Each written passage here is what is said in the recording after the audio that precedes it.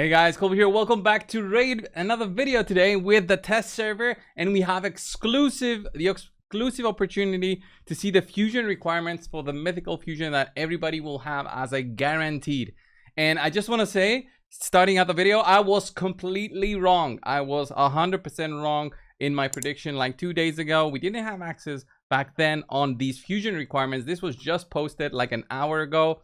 And what I did was I started summoning ancients to get a few of the champions required for the fusion, because guess what, it's champions that you guys might have already in your vault just sitting there. So I was partly correct in saying keep every single one of the epics and rares that you might have needed for the fusion. I also thought they're not going to give us legendaries to be able to fuse and to make this mythical. Well, I was wrong in that as well. So let's just get into the portal and we'll have a look at the fusion. I will be making a separate video on Lady Mikage, but have a look at this, guys. This is not subject to change. This is how it's going to be on launch of the patch, that it will be coming in a couple of hours for sure. And they told us there's no embargo, so I'll be releasing the video as soon as possible after I edit it a little bit. So Lady Mikage, you see already 2 legendaries can be fused together using these specific epics, which I do have some of them. Let me move this. I do have some of them already, but you can see that many of you like the same are in the same boat as me. You won't have every single one of the epics available. Like, I thought I had Firegan Icebale. I thought I had her, but apparently I don't have. I honestly thought I had an extra copy. She was used in a very recent fusion. I believe the same thing with Dalaja, the same thing with Enda, and I want to say she was also used for a fusion. But all of these requirements seem to be kind of very reasonable, especially the ones needed for the epics. Okay, the epics are kind of okay. This one's going to be the difficult one since this one is void champions, but it's at least it's void rares, it's not void epics. So if you have the void epic, then it's basically job done. All right. But if you don't have that, then you need these specific 4 void rares, which can be difficult to acquire. Now you just need to open, but it's not those rare voids like a Cold Heart or a Bellower that sometimes feel impossible to get. This will be something that players will have to look out for when they are doing the normal things in the game. They do a summon, they have to check on the fusion icon right there and make sure, okay, I'm not going to be feeding this champion. Is it going to be worth it to do Lady Mikage immediately once you have everything? I think no. For the majority of players out there, this is a good opportunity for you to be fusing epics to get good points for champion chase, since I believe this will be available forever, right? The thing is, I'm not sure if this disappears, like the opportunity to fuse, multiples of this epic. Does this disappear after a while? And what I did was I summoned a lot of ancient shards to do that. So I picked out on these rares. I will try and get the epics, but these seem crazy impossible since just the rares, these 4 rares, it took me like 500 shards, 500 ancients on the test server. It's fine because I have like unlimited gems, but here at least I summoned these rares. I don't have voids, so I'm going for this one right here. So the idea is to save this fusion as a way for you to be getting champion chase points in the future. You get 250 for a normal epic fusion, 350 for a void fusion, 500 for a legendary fusion.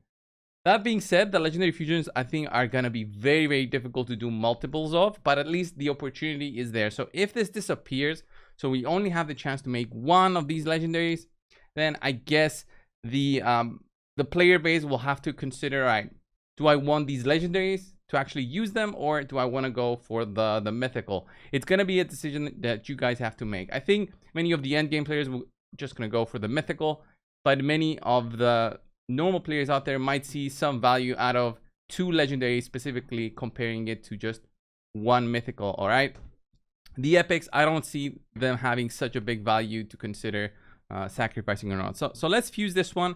If it's like how Razan was, then this epic one should be available as well, and this should not disappear, but we don't know really. So I had to test it live for the video, and okay, yeah, it disappears. So it's gonna be a one-time thing, unfortunately, guys.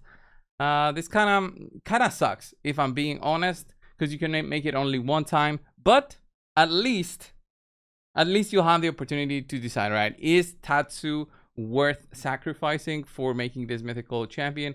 I think her kit is all right. If you're looking for some champion that applies like a decreased resistance and a sleep, and then what does she do with this? Before attacking, removes all debuffs, places an increased attack and increased crit damage, and then kills an enemy.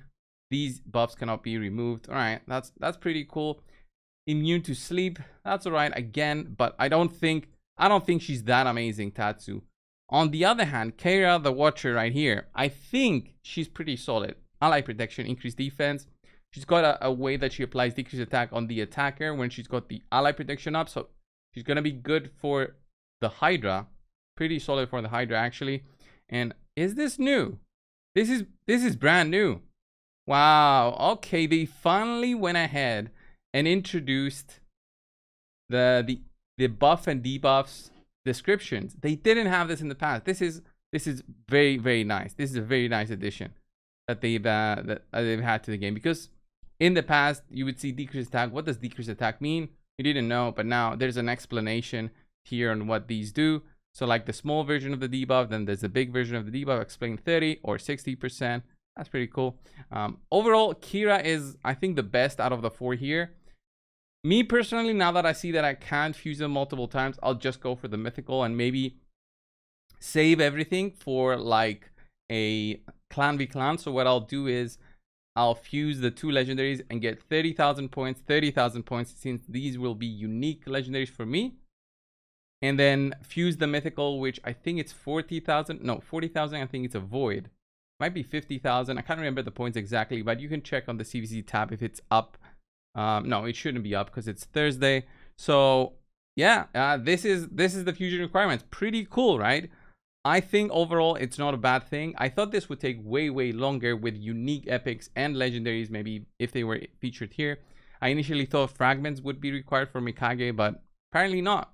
So it's still going to take time because these are epics that not everybody has on their accounts. I think I don't even have a single copy of Ilsinia right here. So it will be interesting to be looking out for these epics again, the similar way that I was looking out for them when I was doing Razin. Okay, I was just hoping for rares one by one, and I was so excited when I eventually picked up you know, the rares required to do the Razin fusion. Razin was very big on my account when it was just brand new, like a brand new account. I was looking for those rares to slowly work on fusing Razin, and at least for Razin you could do multiples of the epics. I guess you can still do Relic Keeper. I guess if you're so interested in getting points, you can go with Relic Keeper. But yeah, Lady Mikage, very interesting. What do you guys think? Do you think this is something that you're gonna be looking out for to pick up the mythical? I will be doing a separate video on her, so wait out for that one. Thank you all for watching. Subscribe if you haven't already. I'll see you in the next one. See ya.